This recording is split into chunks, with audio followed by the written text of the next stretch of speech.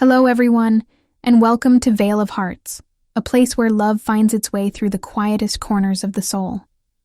Tonight, we uncover a story draped in elegance, betrayal, and a woman who learned that sometimes heartbreak is the only thing that can set you free. The champagne glass slipped from her hand, shattering against the marble floor. Every head turned. The music stopped, and beneath the crystal chandeliers, Elena Carter, radiant in a gown of white silk, stood frozen. On the stage ahead, the man she was about to marry was kissing her sister. Gasps filled the room. Her world tilted, the lights too bright, the whispers too loud. Her mother pretended not to see. Her father forced a smile for the cameras. But Elena? She smiled too, that hollow kind of smile that hurts more than tears. "Congratulations," she whispered. "You deserve each other." Then she turned, heels echoing through the ballroom's silence, and walked away, leaving behind not just a wedding, but the version of herself that once believed in love. The ballroom glittered like a dream she had spent years building. Crystal chandeliers shimmered above hundreds of guests dressed in silver and champagne hues. Soft jazz played from the grand piano, and laughter floated like perfume in the air. Elena Carter had never looked more perfect. Her ivory silk gown wrapped around her like light itself, her smile rehearsed and graceful, the kind a woman wears when she's learned to hide exhaustion behind elegance. Tonight was supposed to be the beginning of forever. She believed it. At least, until she saw him. Across the room near the balcony, Daniel Blake, the man she was about to marry, leaned close to someone. The crowd's laughter blurred as her gaze sharpened. The woman in his arms wasn't a stranger. It was her sister, time fractured. For a second, the world turned soundless, except for the dull thud of her heartbeat. The champagne flute in her hand slipped and shattered against the marble, echoing through the hall like a gunshot. Heads turned. Gasps filled the air. Under the chandeliers, Daniel didn't even flinch. He looked at Elena and didn't step back. His sister-in-law-to-be smiled, her red lips brushing his cheek in triumph. Elena's throat tightened. "Daniel?" she managed, voice trembling, almost a whisper. He sighed, as if tired of a child's tantrum. "Elena, don't make a scene." "A scene?" Her voice cracked, half a laugh, half disbelief. "You're kissing my sister and I'm the one making a scene?" The crowd murmured. Someone whispered, "Is this real?" Her mother stood frozen near the dessert table. Her father stared into his drink. Not one person moved to help her. Daniel finally spoke, his tone cutting through the silence like a blade. "You knew this wouldn't last. You wanted status, attention. Everything had to be about you." Elena blinked, the words slicing deeper than she expected. "That's what you think of me?" He smirked, glancing at her sister. "She never pretends." "She's real, you—" "We're always pretending." Laughter, polite, nervous, rippled through the crowd. Elena felt her world collapsing beneath her heels. Every dream, every tender promise turned to dust in that single moment. Her sister, younger, prettier, always envious, looked at her without guilt. "Don't hate me, Elena. You know he was never yours to keep." Something inside Elena snapped, but no tears fell. Instead, she smiled. A quiet, hollow curve of the lips that silenced even the whispers. She picked up the microphone from the nearby table. Her voice was calm, steady, too calm for a woman whose heart had just been broken in front of the world. "Ladies and gentlemen," she said softly, her eyes never leaving Daniel's, "please raise your glasses. A toast to honesty, to betrayal, and to the lessons we never wanted to learn." The room stayed frozen. No one dared to breathe. She set the microphone down gently, turned away, and walked across the marble floor. The click of her heels echoed like the ticking of a clock, marking the exact moment the old Elena died. Behind her, whispers erupted again, low and poisonous. "She lost everything," someone said. Maybe they were right. But as she stepped through the glass doors and into the cool night air, Elena realized something else. When you lose everything, there's nothing left to fear.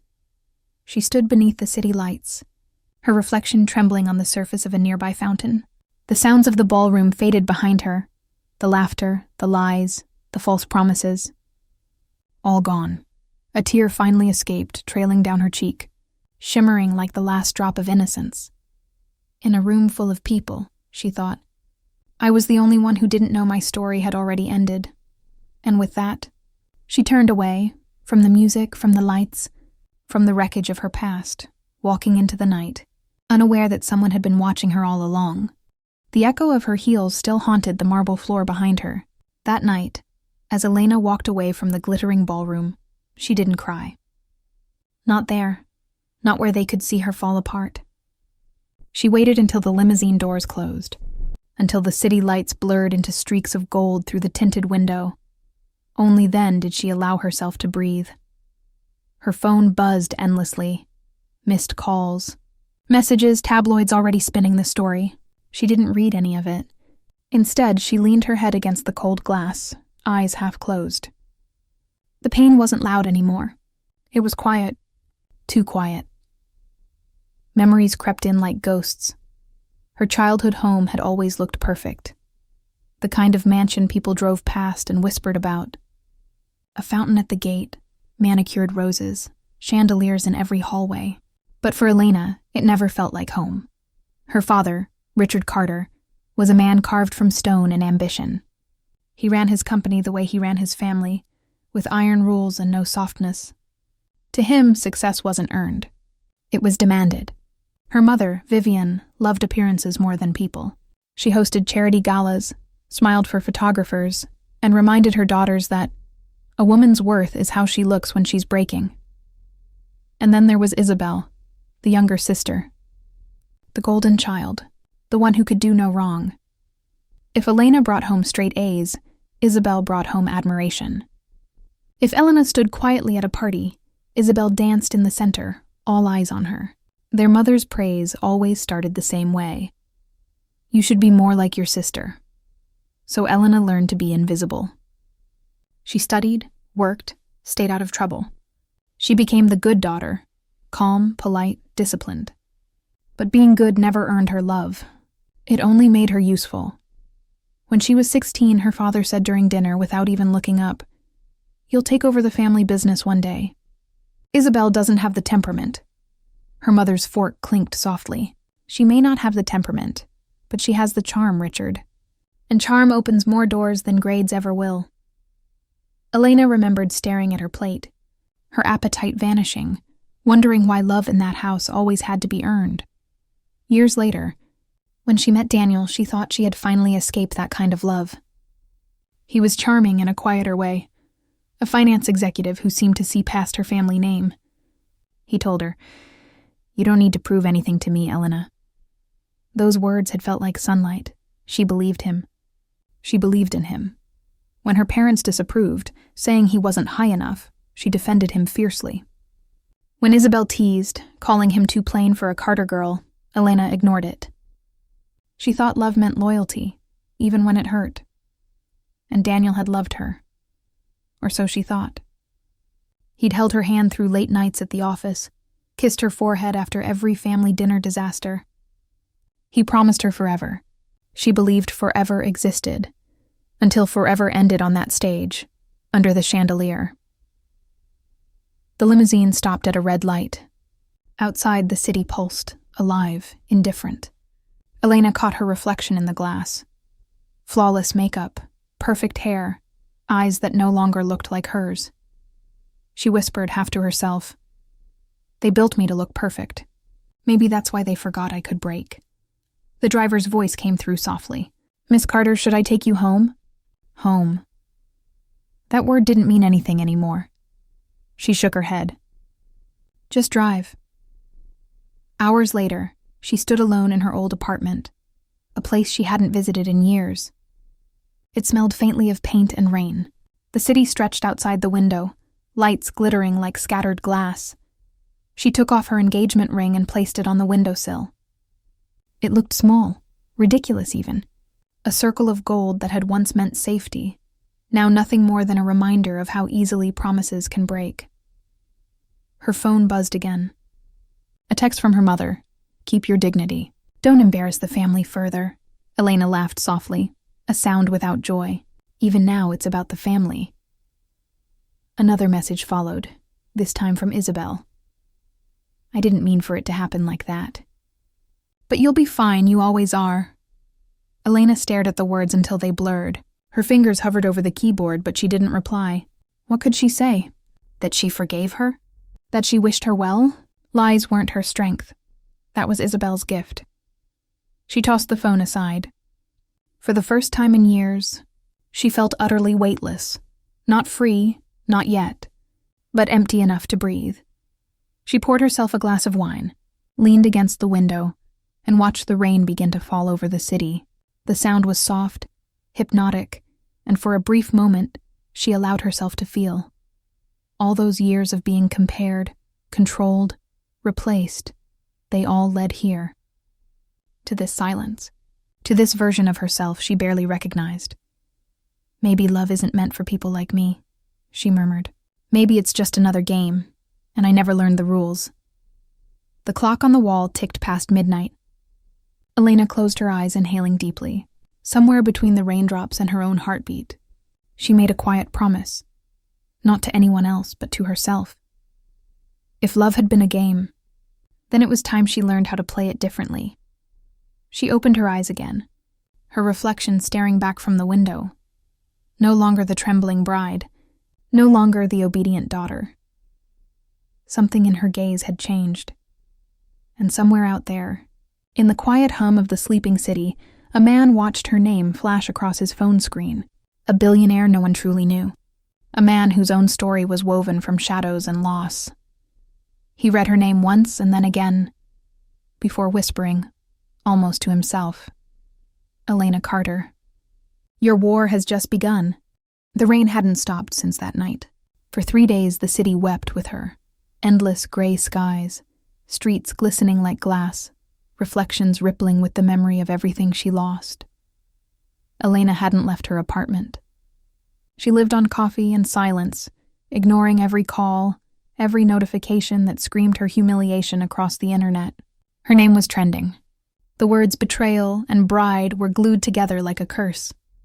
But on the 4th night, the silence became unbearable. She needed air. Or maybe just proof that the world still existed beyond the ruins of her life. The streets shimmered beneath the drizzle. She pulled her coat tighter, head down, passing neon signs and the faint echo of laughter spilling from a rooftop bar. The world moved on so easily. At the corner, a flash went off. Then another. Paparazzi, like vultures smelling blood. Elena Carter! How does it feel to be replaced by your sister? Is it true you attacked her after the party? Did your fiancé leave because of your family's debts? The questions came like bullets, each one sharper than the last. Cameras blinded her, flashes slicing through the rain. She turned, stumbled backward off the curb. A pair of strong hands caught her before she fell into the street. The world slowed. The noise dimmed. All she could see were eyes, dark, steady, unreadable. Easy, the man said, his voice low and even. You're safe, she blinked, breath trembling. The flashes behind them kept firing. He stepped between her and the cameras, removing his black coat and placing it over her shoulders. Enough, he said sharply, turning to the photographers.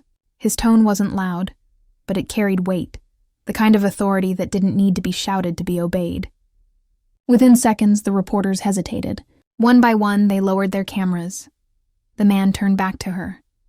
Let's get you out of here. She hesitated, her pride warring with exhaustion. And who exactly are you? He smiled faintly. Someone who prefers to stay off camera. Minutes later, they sat in the back of a black town car gliding through the wet streets. Elena stared out the window, trying to piece together what had just happened. He sat across from her, calm, composed. A man who looked as if chaos never touched him. His suit was perfectly tailored, dark as midnight. His hair, slightly tousled from the rain, framed a face too controlled to read. There was something unsettling about his stillness, the way he observed her, as though calculating what she'd do next. Finally, he spoke. They were never going to stop, he said. You looked like you were about to collapse." "I was fine," she lied. His brow lifted slightly. "No, you weren't," she exhaled, frustration leaking through her composure. "You shouldn't have helped me. Now they'll think there's another story to print." "They'll always find a story," he replied, eyes locked on hers. "It's their job to twist the truth until it sells." His tone was detached, but his words hit too close. "You sound like you've lived it," she said. "I have." Something in the way he said it made her pause. "Who are you?" she asked again, quieter this time. He looked out the window, as if the city itself was easier to face than her gaze. Ethan Hale. The name landed like a spark in her mind. She'd heard it whispered in business circles, mentioned in charity galas her mother adored. A man who'd built empires from nothing. A billionaire so private that people doubted he even existed. "Ethan Hale," she repeated. "As in Hale Industries?" He nodded once. "That's what they call it." Her heart skipped. "Why would someone like you be here?" He finished for her. "Because I read the news. And I don't like hypocrisy," she frowned. "Meaning?" He leaned forward slightly, his voice low but sharp. "Meaning I know what they did to you. The man, the sister, the family that watched and said nothing. It's fascinating," she tensed. "You sound like you're studying me." "I am." His eyes didn't waver. "People fascinate me most when they're broken. That's when you see what they're really made of." Her pulse quickened, not from fear, but from recognition. This man wasn't curious about her pain. He understood it. He carried his own kind. "There are rumors about you," she said softly. "That you don't attend public events. That you lost someone." His jaw tightened almost imperceptibly. "Rumors are accurate this time." "I'm sorry," she murmured. He shook his head. "Don't be. Grief has its uses. It burns away the unnecessary." The car fell silent again, except for the hum of the engine and the rain whispering against the glass. Then he spoke again, more quietly. "You remind me of her. The way you're trying to hold yourself together." Elena looked away, uncomfortable with the sudden intimacy. "I'm not trying," she said. "I'm just not falling apart in public anymore." He studied her for a long moment before saying, "Good. Because they expect you to." She met his gaze, eyes narrowing. "Why do you care?" He smiled, that slow, deliberate kind of smile that didn't reach his eyes. "Let's just say I don't like watching powerful people get away with cruelty. Especially when I have resources to change that." Her curiosity sharpened.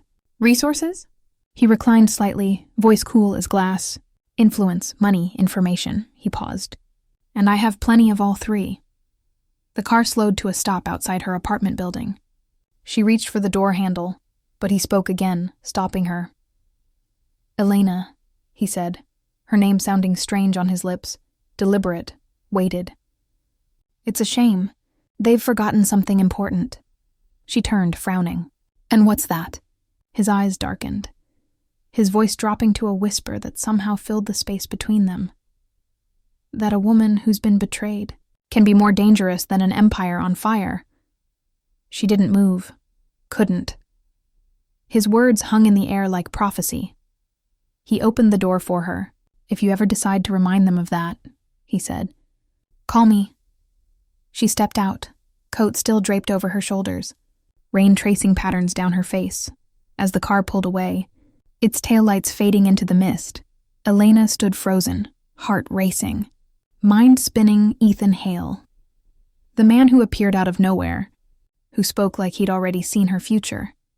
And for the first time since her world had fallen apart, she felt something other than pain. It was dangerous. It was electric. It was the spark of possibility. The memory of his voice lingered for days. Even after the rain stopped and the streets dried, Elena couldn't shake the words that had followed her home. A woman who's been betrayed can be more dangerous than an empire on fire. She didn't know whether it was a warning or an invitation. Either way, she couldn't forget him. Ethan Hale. The man whose name carried power like thunder, and whose eyes saw through every layer of her pain. 3 days later, a black envelope arrived at her door. No sender, no logo. Inside, A single card, embossed with gold. Hale Industries private dinner. Tonight. 8 p.m. An opportunity to redefine your story. Her pulse quickened.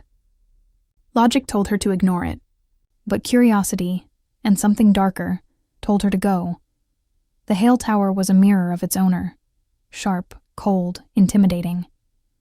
Glass walls rose 40 floors high, catching the last blush of sunset. Security guards moved like shadows, and silence followed her into the elevator.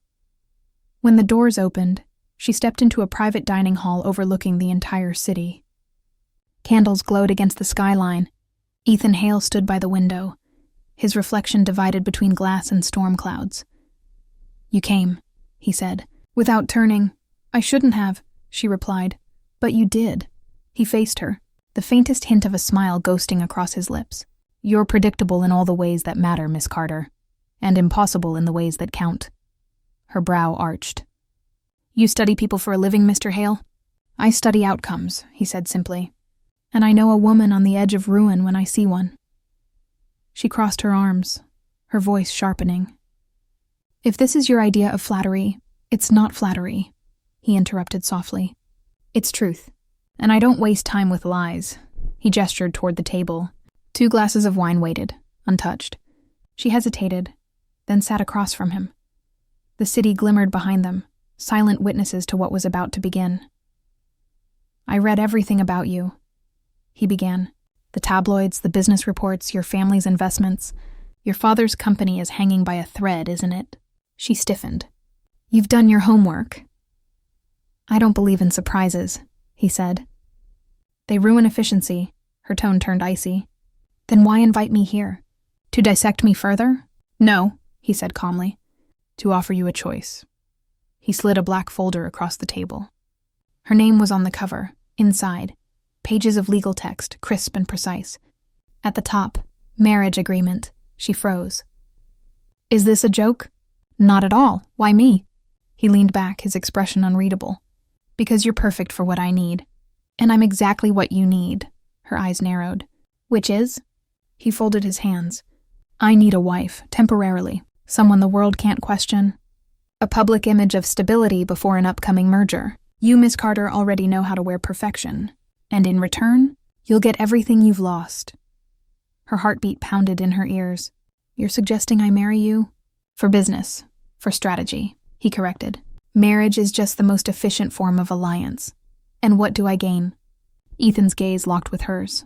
"Power, reputation, and a platform to make your enemies kneel." The air thinned between them. She wanted to laugh, but couldn't. The words, "make them kneel," ignited something inside, her that she thought had died. Still, she asked, "And what makes you think I'd sell my name for revenge?" "You already sold your heart for love," he said quietly. "How did that work out?" Silence. It was the kind of silence that exposed truth. Finally, she exhaled, her voice trembling slightly. 6 months? He nodded. "Publicly married for 6 months. After that, you'll be free. Richer, stronger, untouchable. I'll ensure the press rewrites your story. You'll become Mrs. Hale, the woman who rose after betrayal." "And you?" she asked. He smirked faintly. "I get what I always get. Control." Her gaze lingered on the folder. "You really believe everything can be negotiated?" "Everything," he said. "Even pain. Especially pain." That night she didn't sleep. The contract burned in her mind. His offer was madness, but so was the idea of doing nothing. By dawn, she had made her decision. The wedding took place 2 weeks later. No press, no family, no audience. Only the quiet hum of a piano and the faint scent of white roses. The ceremony was held in the Hale penthouse, a cathedral of glass overlooking the city skyline. Elena wore a simple gown, elegant and unadorned. The silk hugged her figure like moonlight, her veil cascading down her back like smoke. Ethan stood beside her in a tailored black suit, his expression carved in stone. The officiant read from the paper, voice steady, detached. "Do you, Ethan Hale, take Elena Carter?" "I do." "And do you, Elena Carter?" Her lips parted, her voice barely above a whisper. "I do. No applause, no music. Just the sound of two signatures scratching onto paper. The sealing of a deal disguised as devotion. When it was done, he turned to her, offering his hand. "Mrs. Hale," he said softly. "Welcome to the Empire." She looked up, meeting his gaze. An empire built on contracts and secrets. His lips curved slightly. "And now, on you." He slipped a diamond ring onto her finger. Cold, heavy, perfect. The symbol of a marriage without love, yet strangely binding. As the officiant left, they stood alone beneath the high glass ceiling. The city glowed beneath them, endless and indifferent. For a moment, neither spoke. The air between them pulsed with unspoken tension. Attraction, defiance, curiosity. Finally, she said, "You know this doesn't make you my savior." He stepped closer, his tone low. "I'm not here to save you, Elena. I'm here to weaponize you." Her breath caught, but she didn't look away. "Then let's make sure they remember the cost of betrayal." That night, after the last candle burned low, she stood on the balcony, the city spread beneath her like a promise waiting to be claimed. Ethan joined her silently, his presence heavy but not unwelcome. "Regretting it already?" he asked. She didn't answer right away. Her eyes traced the skyline, bright, endless, merciless. "No," she said finally. "I'm just wondering how it feels to marry a stranger." He turned to her, the faintest glint of amusement in his eyes. "You'll find out." For a moment, their gazes locked. Two forces drawn together by something neither trusted nor understood. Below them, the city lights flickered like fire, and somewhere in that quiet, something dangerous began to bloom. Two strangers, the narrator might have said, bound not by love, but by vengeance, stepping into a marriage designed not to heal but to destroy. The ink on the marriage contract had barely dried, yet the world already called her Mrs. Hale. Within a week, headlines painted Elena Carter as the woman who rose from the ashes, from betrayed bride to billionaire's wife. Ethan Hale's mysterious marriage. Who is the woman who tamed him? The public adored the story. The same tabloids that had mocked her humiliation now worshipped her transformation. Ethan knew exactly how to play the narrative, and Elena, standing by his side in sleek gowns and diamond cuffs, played her part flawlessly. Their first public appearance came at the Hale Industries charity gala, held inside the same hotel where she'd once been betrayed. A poetic choice, one she didn't miss. As they entered, flashbulbs exploded like lightning. Ethan's hand rested on her back, firm, possessive, calculated. She could feel every eye on them, every whisper, every gasp of disbelief from the people who once pitied her. And then, she saw them. Daniel and Isabel. The happy couple, the same pair who had built their joy upon her ruin. Isabel's smile faltered when she saw the woman walking through the doors. Radiant, untouchable, arm in arm with the man every investor in the city wanted to impress. Elena met her gaze, slow and steady, and smiled, a perfect, icy curve that said everything words could not. Daniel's jaw tightened. "You have to be kidding me," he muttered under his breath. Ethan noticed the exchange. Leaning close, his voice brushed against Elena's ear. "Enjoy this," he murmured. "You've earned it." She turned her face slightly toward him, her lips barely moving. "I thought you didn't believe in revenge." His smile was faint, dangerous. "Revenge is just justice with better taste." The following days were a blur of appearances, business conferences, charity dinners, interviews carefully orchestrated to restore both their images. Every move was strategic, every photo deliberate. The media called them the power couple of the year. Behind closed doors, they barely spoke. Until one evening, when silence broke unexpectedly. Elena stood by the window of their penthouse, removing her jewelry after another event. "You make it look effortless," she said quietly. Ethan glanced up from his glass of whiskey. "What?" "This game," she said. "The way you move through a room like you own it. Like none of it touches you." He studied her reflection in the glass. "It doesn't. You expect me to believe that? He set the glass down. Belief is optional. Results aren't. Her gaze softened slightly. And what result are you after, Ethan? He didn't answer immediately. His eyes drifted toward the city below.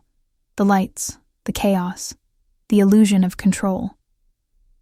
When he finally spoke, his voice was quiet, edged with something she hadn't heard before. You think you're the only one who lost something? The words hit harder than she expected. She turned. What did you lose? He hesitated. For a man who wielded silence like a weapon, his pause was almost vulnerable. My fiancé, he said finally, 5 years ago. Her name was Amelia. The room seemed to grow colder. There was a car accident, he continued, his voice distant. They said it was mechanical failure. I later learned the car had been tampered with, by a company tied to your family's suppliers. Elena froze. What? He met her eyes, calm, unflinching. I spent years tracing the connection, and when I finally found it, the truth didn't matter. She was still dead. Her lips parted, but no words came. So yes, he said softly, I know something about loss, about watching everything you love turn to ash. She took a step closer, searching his face for anger, for hatred. But what she found was worse. It was emptiness. Is that why you're doing this? She whispered. To destroy what's left of them?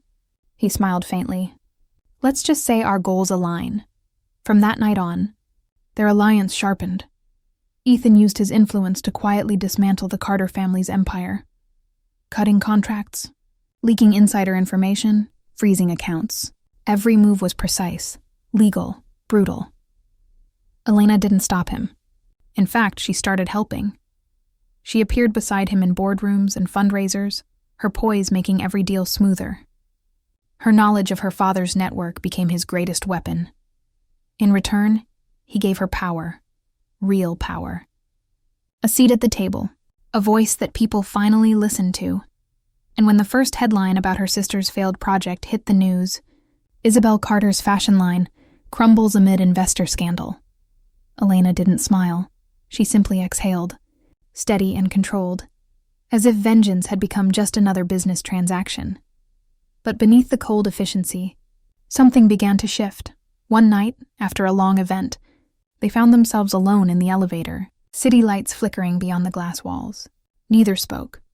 The silence between them was charged, not empty but alive. Ethan glanced at her reflection. You're getting good at this. At pretending? She asked. At power, he said. She turned to face him fully. You taught me. Their eyes locked. The elevator hummed softly. For a moment it felt too intimate, too real. Then the doors opened, and the moment vanished. Days turned into weeks. Together, they played their parts so perfectly that even they began to forget where the act ended. They dined in front of cameras, whispered to each other during charity auctions, and exchanged glances heavy enough to make the gossip columns swoon. And yet, in the quiet spaces, late nights when exhaustion stripped away their masks, something fragile crept in. He'd find her reading by the fireplace, her face calm but her hands trembling slightly. She'd find him staring out over the city, whiskey in hand, eyes distant and haunted. One night, she said softly, You still think about her, don't you? He didn't deny it. Every day. Then why me? He looked at her, his expression unreadable. Because you remind me of what I used to be, before everything broke. Her chest tightened. And what are you now? A man who knows that love is just leverage. The words hurt more than she expected. Maybe, she said quietly. Or maybe you're just afraid it's not. He didn't respond, but the way his jaw clenched said enough. The next morning, they appeared together at another event, the picture of devotion. Flashbulbs burst, cameras followed their every movement. Ethan slipped his hand around her waist, his touch firm, protective, maybe too natural. She leaned into him, her smile flawless. Daniel and Isabel were there again, watching from across the room, masks cracking. Whispers surrounded them. Investors pulled away. Sponsors disappeared. Elena didn't need to speak. Her very presence beside Ethan was enough to destroy them. For once, Daniel couldn't meet her eyes. And Isabel, the sister who'd stolen her life, looked small, desperate. Ethan leaned down, his breath warm against her ear. "You wanted them to kneel," he murmured. "They're halfway there." Her smile didn't falter. "Good," she whispered back. "Let's finish what we started." Later that night, as the limousine carried them home, neither spoke. The city lights danced across their faces, two reflections trapped in the same glass, indistinguishable from one another. She watched him, this man who'd become her weapon, her shield, her mystery. And for the first time, she couldn't tell where the lie ended, or if it still was one, because somewhere between revenge and redemption, between pretending and feeling, something real had begun to take root, but neither of them dared to name it. Two strangers, the story whispered again, playing love so perfectly that even they could no longer tell what was real and what was war. The war they started had been flawless, every move calculated, every smile rehearsed, every headline perfectly designed. But somewhere between strategy and survival, something began to change. Elena could feel it in the smallest moments. The way Ethan's hand lingered a second longer on her back when they faced the cameras. The way his voice softened when he said her name. And she hated it. The warmth that slipped through the cracks of a deal meant to be cold. It began the night they returned from another gala, the kind that blurred into every other night of performance. The mansion was silent except for the faint hum of the rain outside. She removed her heels by the doorway, exhaustion pulling at her shoulders. "You could stop scheduling these appearances, you know," she said, her tone half teasing, half pleading. Ethan loosened his tie, walking toward the piano in the corner. "You're becoming quite the actress," he replied. "I wouldn't want to waste the talent." She rolled her eyes, sinking onto the couch. "You mean your business partner's wife?" He looked at her, his gaze unreadable. "You sound disappointed." "I sound tired," she corrected. "There's a difference." The silence stretched between them, heavy but not uncomfortable. Then, from the piano, came the first few notes, slow, deliberate, familiar. Elena turned. "You play?" He didn't look up. Not well enough to perform, just enough to remember. "Remember what?" He hesitated, then said quietly, "That I used to feel something." The confession was unexpected, raw in its simplicity. She walked toward him, drawn by something she couldn't name. Without thinking, her hand brushed his shoulder. "Then play it," she whispered. "Play what you miss," he did. And she stood there, barefoot on the marble, listening to a melody that sounded like grief dressed as beauty. When the last note faded, she spoke softly. "For a man who claims to feel nothing, you play like your heart's still bleeding." He looked up at her, eyes darker than the night behind him. "Maybe it is." Later that night, they didn't go to separate rooms. It wasn't planned. It just happened. Like gravity pulling two lost stars into the same orbit. They danced in the quiet of the empty hall. No music this time. Just the rhythm of their breaths, the soft rustle of her silk dress, the slow thud of his heart against hers. Neither of them said a word. They didn't need to. When his fingers brushed her jaw, she didn't move away. When his forehead touched hers, she closed her eyes. "If this is a performance," he whispered, "then I hope it never ends." Her reply came out like a prayer. "Then don't let it." For the first time since their arrangement began, it didn't feel like an act. But happiness, even counterfeit happiness, never lasted long in their world.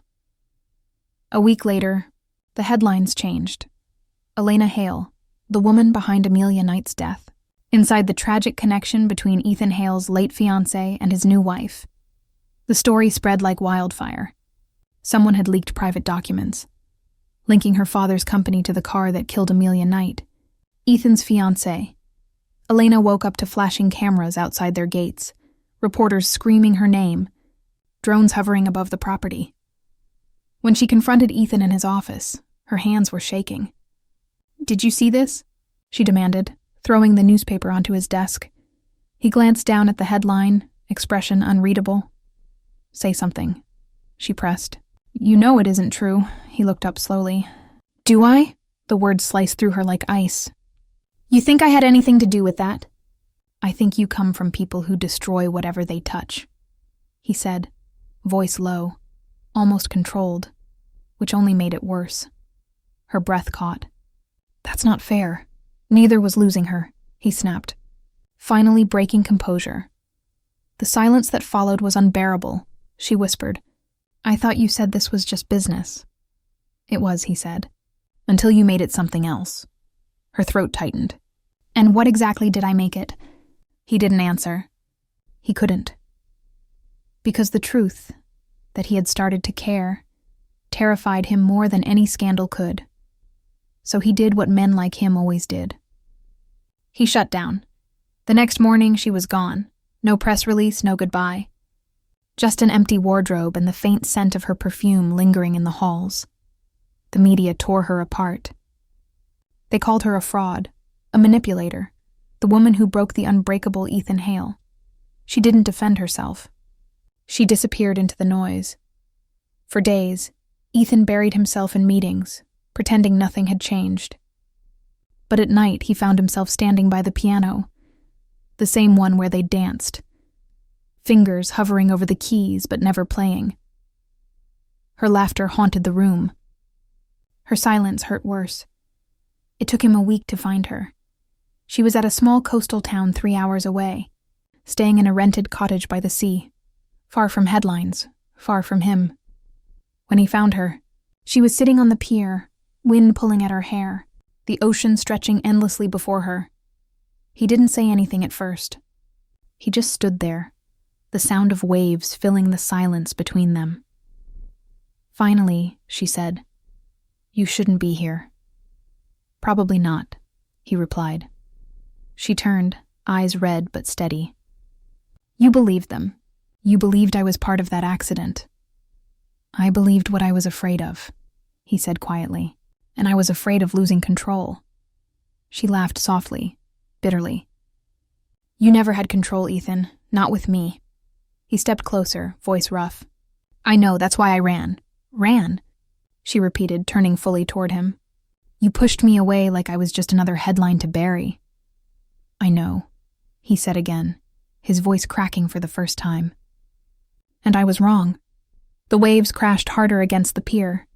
He took another step, close enough that she could see the exhaustion in his face, the regret that came too late. "I thought I'd lost everything once," he said. "When Amelia died, I thought nothing could ever break me again. But I was wrong." She blinked, tears threatening. "Because losing you," he continued, "is the first time I've ever felt what it's like to truly lose everything." The words hung in the air, raw and unguarded. For the first time, there was no contract between them. No revenge, no pretense. Just two people, broken, bruised, but finally honest. He reached out, gently brushing the tears from her cheek. "I can't change what happened before us," he said softly. "But I can choose what happens next." She hesitated, voice trembling. "And what if I can't?" He smiled, not the practiced one the world knew, but something real. "Then I'll wait. For as long as it takes." The ocean roared around them, wild and endless, and as she looked into his eyes, the lines between what was real and what had been pretend finally disappeared.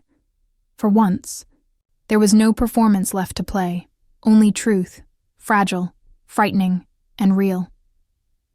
The sea still roared behind them when they returned to the city. What had broken between them on the pier hadn't been magically fixed, but it was no longer fractured beyond repair.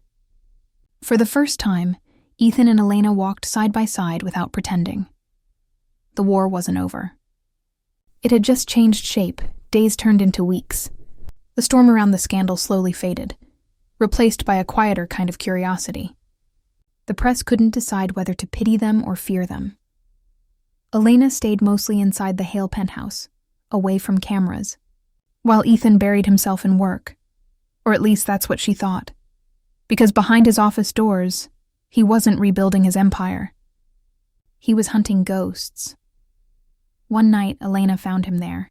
Lights dim, papers scattered across his desk, his eyes sharp with obsession. "You're still digging," she said softly. "Even after everything." He didn't look up.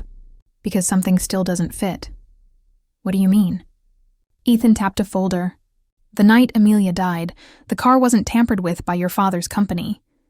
"It was subcontracted," she frowned. "Subcontracted to who?" He met her gaze, his voice low. "Your sister's design firm, Isabel Carter Designs." The world seemed to tilt. "That's impossible." She was in college then. She would, he interrupted gently. "She handled that supplier. I have the contracts, the payments, the fake invoices, all tied to her." Elena's throat tightened. "So you're saying Isabel caused it?" "The accident. The one that killed," he nodded. Indirectly or not, she set it in motion. Maybe to save money, maybe out of carelessness. Either way, she's the reason Amelia's dead. The reason I became what I am. He stepped closer, eyes searching hers. "And the reason your life burned down the night she took Daniel from you." The air between them grew heavy, grief, and rage intertwining until it was impossible to tell, one from the other. "So we were both destroyed," Elena whispered. "By the same person." Ethan's voice hardened. "And now we finish it, together." The plan unfolded in silence. They gathered everything. Contracts, transactions, call logs, evidence Isabel thought she'd buried years ago. Ethan's team traced the flow of money. Elena provided the missing pieces. Her sister's connections, her father's negligence, the way the family covered it up to protect their image. Every secret became a weapon. And when the final piece fell into place, Ethan looked at her and said, "It's time." The night of reckoning came under the guise of elegance. A corporate gala hosted by Carter Holdings, meant to restore their family's reputation. The ballroom sparkled with chandeliers and arrogance, a mirror of the night that had started it all. Elena arrived in a black gown, flawless, composed, a ghost returning to haunt her own story. Ethan stood beside her, his presence commanding silence wherever he went. Isabel was there, radiant as ever, dressed in gold, surrounded by reporters and flattery. When she saw Elena, her smile faltered. "Well," Isabel said, recovering quickly, "you do love dramatic entrances." Elena's voice was calm. "You taught me well." Before Isabel could respond, Ethan stepped forward, his tone cutting through the noise. "Ladies and gentlemen," he said, his voice amplified through the hall. "Before we continue tonight's celebration, there's something the world should see." The lights dimmed. Screens across the ballroom flickered to life. Documents, invoices, bank transfers. Then, a time-stamped email from Isabel Carter. To Manufacturer Lee Wei. Subject, urgent cost reduction on Hale Auto project. A murmur spread, then gasps, and then silence, heavy, suffocating. Ethan's voice echoed, cold and precise. 5 years ago, a woman named Amelia Knight died because of a cost reduction. Because someone decided profit was worth more than safety. That someone was in this room. All eyes turned to Isabel, her face drained of color. "You can't prove anything," she snapped, voice shaking. "This is manipulation. He's lying." Elena stepped forward, her heels clicking softly on the marble floor. Her voice was steady, measured. "You always said I was too weak to survive this world," she said. "That I was naive. That I'd never understand what it takes to win." Isabel tried to back away. "Elena, but you were wrong," Elena continued. "You taught me how to endure pain, how to lose everything and still stand. Now let me teach you something, sister." She paused, her gaze unwavering. "How to pay for what you've done." The final video rolled. Isabel's confession from years ago, recorded unknowingly in a boardroom camera feed. Her voice, careless, laughing. "He'll never know." "It's just business," the crowd erupted. Reporters surged forward. Investors walked out. Isabel's empire, her beauty, her lies, all crumbled in minutes. Her father, pale and silent, turned away from her. Her mother fainted against a chair. Elena stood perfectly still, watching it all fall, and when Isabel finally collapsed, sobbing, she didn't look away. For the first time, justice didn't feel like fire. It felt like peace. Later that night, the city hummed with news. Carter family scandal. Isabel Carter exposed for cover-up in fatal crash. Elena Hale vindicated. Ethan Hale breaks silence on Amelia. Knight's death. Their revenge was complete, but victory came with silence. When Elena returned to the penthouse, she found Ethan standing on the balcony, the skyline burning gold and blue beneath the night sky. She joined him quietly. "It's over," she said. He nodded, but his eyes were distant. "It should feel better than this." She understood. Vengeance had filled the void, but not healed it. For a long time, neither spoke. The city buzzed far below, oblivious to the quiet ache that lingered between them. Finally, she said softly, "The contract's almost over." His jaw tightened. "I know. 6 months," she murmured. "That's what we agreed on." He turned toward her. "Do you really want to go back to a life without this?" She hesitated. "Without revenge?" He stepped closer. "Without me." Her heart pounded, but she forced a smile. "You'll survive, Mr. Hale. You always do." He studied her, eyes searching for something behind the words. Then he reached out, brushing a strand of hair from her face. "Maybe," he said quietly, "but I don't want to." The air between them shifted, softer now, fragile. Below them, the city continued to move, unaware that the empire they built on deception was now trembling on the edge of something neither of them had planned for. Love. And as the night deepened, Elena realized the war was finally over. But the story wasn't. Because revenge had given her strength. But love would demand her courage. The morning after the storm, the city was quiet. Too quiet. The world outside was still talking about them. The scandal, the revenge, the downfall. But inside the Hale mansion, silence stretched between two people who had finally run out of reasons to fight. Elena stood by the window, sunlight spilling across her hair. The dress she wore shimmered faintly, but her eyes had lost their fire. She looked neither like a victor nor a villain, just a woman who had finally reached the end of something that had consumed her too long. Ethan stood a few steps behind her, his voice low, almost hesitant. "So this is goodbye then," she didn't turn. "It's what we agreed on. The contract ends today." He exhaled slowly, the sound almost like a laugh, though there was nothing amusing about it. "You always were better at keeping your promises than I was." Her reflection in the glass trembled. "You kept yours too," she said softly. "You gave me power. You gave me justice." He moved closer, his tone quiet but steady. "And what did it cost you, Elena?" She finally turned to face him. "Everything. But maybe that's what freedom costs." The air between them was heavy, filled with all the words neither of them dared to say. Ethan looked at her, memorizing every line of her face as if he could stop time by sheer will. "You could stay," he said at last, her heart twisted. "Don't make this harder than it already is." He smiled faintly, though his eyes gave him away. "If you need freedom, take it. But if one day you want to come back..." He stepped closer, his voice dropping to a whisper. "This door will always be open." She stared at him for a long moment, long enough to see the truth in his eyes, long enough to know he meant it. And then she nodded. "Goodbye, Ethan." He didn't reach for her. He didn't stop her. He simply watched as she walked away, past the marble stairs, past the gates, past the life they had built out of lies, and turned into something almost real. When the sound of her footsteps faded, the house felt emptier than it ever had. Elena didn't look back. Not once.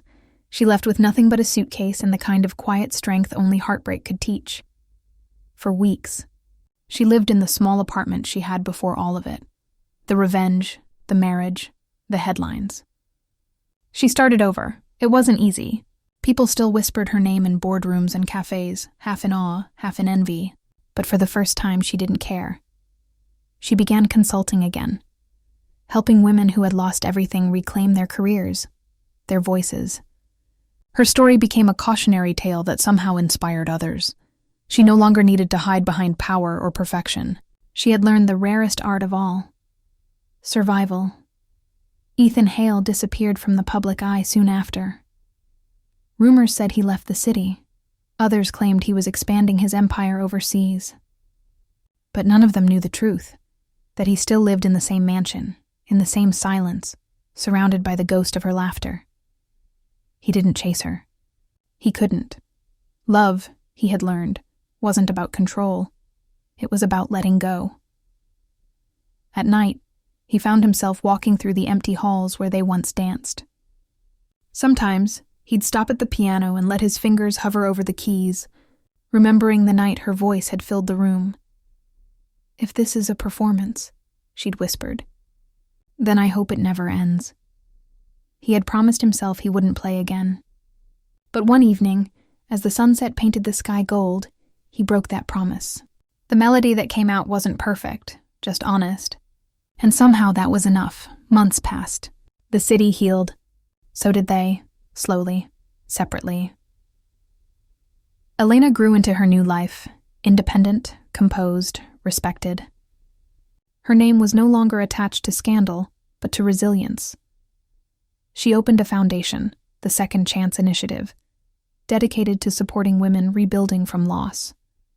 She didn't tell anyone that the first donation had come from an anonymous account traced back to Hale Industries, but she knew.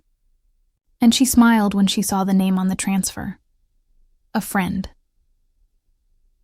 One autumn afternoon, she attended a charity conference in New York.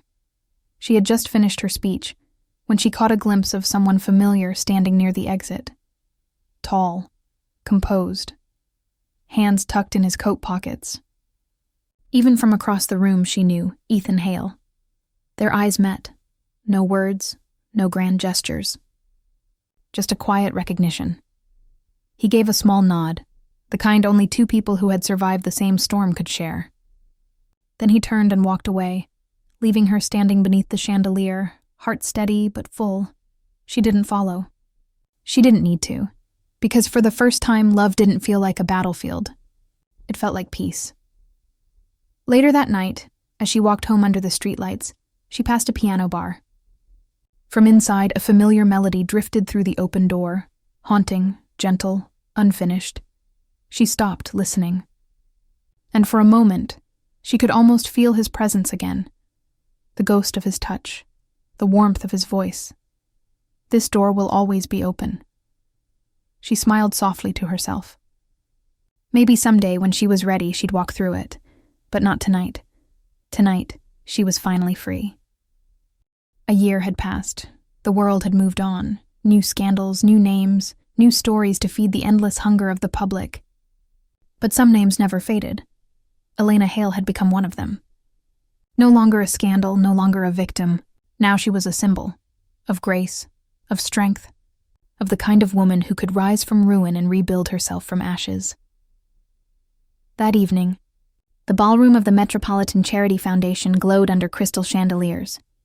Cameras flashed, champagne flowed, and every seat was filled with New York's most powerful. Elena stood at the center of it all, poised and calm, wearing a midnight blue gown that shimmered under the light like the surface of the sea. She'd just given a speech about second chances, her voice steady, her smile unshakable. And when the applause echoed through the hall, she felt something rare. Peace. Outside, the city pulsed with its usual rhythm. Inside, the event continued. Laughter, music, the soft murmur of reporters chasing their next headline. She was about to leave when a sudden shift in the crowd caught her attention. Conversations faltered. Heads turned. Cameras lifted. Because he had arrived. Ethan Hale. Tall, composed, wearing a black suit that seemed to belong to the night itself. The air shifted around him, that same quiet authority, the gravity of a man who carried both power and regret like second skin. Elena froze for a fraction of a second, then smiled faintly. "You always did enjoy dramatic timing." He approached her slowly, the murmur of the crowd fading behind them. "I heard the speech," he said softly. "You've built quite the empire." She tilted her head. "It's not an empire. It's a promise to women who lost everything and needed a way back." He smiled. "Then it suits you." They stood facing each other, the noise of the gala swirling around them, but it might as well have been silence. For a moment, it felt like time had folded, back to the ballroom where it all began, the betrayal, the pain, the fall. But this time she wasn't broken, and he wasn't angry. A reporter's voice cut through the hum of conversation. "Mr. Hale, Mrs. Hale, are the rumors true? The power couple back together?" The question hung in the air like a spark. Ethan's eyes met hers. There was amusement there now, but also something deeper. He leaned closer, lowering his voice so only she could hear. "I think we still have one contract left unfinished." Her lips curved. "Oh?" He nodded. "The only one that ever mattered." His gaze softened. The steel in his tone replaced with something unguarded. "The promise we never signed, the real vow." For a moment, her heart forgot how to beat. It wasn't a declaration. It wasn't even a plea. It was a truth. Quiet, steady, undeniable. She could have looked away. She could have walked past him and back into her carefully rebuilt world. But she didn't. Instead, she said the only thing that felt right. "If this time you're signing out of love, I'll sign with you." Cameras flashed. People whispered, but neither of them cared. Ethan reached out his hand, and she took it. The gesture simple, yet heavy with every moment they'd survived. There were no papers this time. No ink, no witnesses, just two souls, finally unmasked. He looked at her the way he used to look at the horizon, with equal parts awe and fear. "Are you sure?" he asked quietly. She smiled, eyes glimmering. "For the first time, yes." He laughed softly, shaking his head. "I don't deserve you." "Good," she said. "Then don't ruin it trying to." Their laughter mingled, quiet, genuine, real. Around them, the lights dimmed as the orchestra began to play a soft, familiar tune. Ethan extended his hand again. "Dance with me." She hesitated only for a heartbeat before slipping her fingers into his. "You still owe me one from the last time." He led her onto the dance floor. It wasn't like before. No cameras posing them, no contracts binding them, no vengeance driving them. Just movement, gentle and slow. Two people rediscovering rhythm in the middle of chaos. Every step felt like closure, every breath like a beginning as they danced. The crowd began to circle, flashes sparking like stars. The city outside gleamed through the tall glass walls, the same skyline that had once witnessed their war, and now it witnessed their peace. "You know," he murmured, "you once told me love was a dangerous game." She looked up at him, her eyes soft. "And you said revenge was justice with better taste." He smiled. "Maybe they're the same thing, if you survive them." She leaned in slightly, her voice barely above a whisper. "Then I guess we did." When the song ended, they didn't let go. They stood there under the storm of flashlights and applause. Not as a scandal, not as a strategy, but as two people who had walked through fire and found something worth keeping. He turned to her, voice quiet but certain. "So what happens now?" She looked at him, eyes glimmering beneath the lights. "Now," she said, "we stop pretending." And as they stepped together into the crowd, hands entwined, faces calm, hearts unguarded, the story that had begun in betrayal finally ended in truth. Two strangers who once signed a deal for revenge, now bound by something no contract could ever define. Love. She married for revenge. He married to forget. But somewhere between hatred and healing, between lies and vows, they found what neither of them believed in anymore: the truth. That love, when real, doesn't erase the past. It redeems it. Their story wasn't about perfect people or happy endings. It was about two souls who walked through fire and chose to rise. Not as who they were, but as who they became when pain no longer ruled them. Sometimes justice doesn't come from courtrooms or revenge. Sometimes it comes from the quiet courage to forgive, to love again, even after the world teaches you not to, because true strength isn't in winning wars. It's in choosing peace when you finally can. Thank you for listening to The Billionaire's Contract Bride. If you've ever been betrayed, remember your silence today may one day become the storm that changes everything, and when that storm passes, may you find not revenge, but the kind of love brave enough to begin again.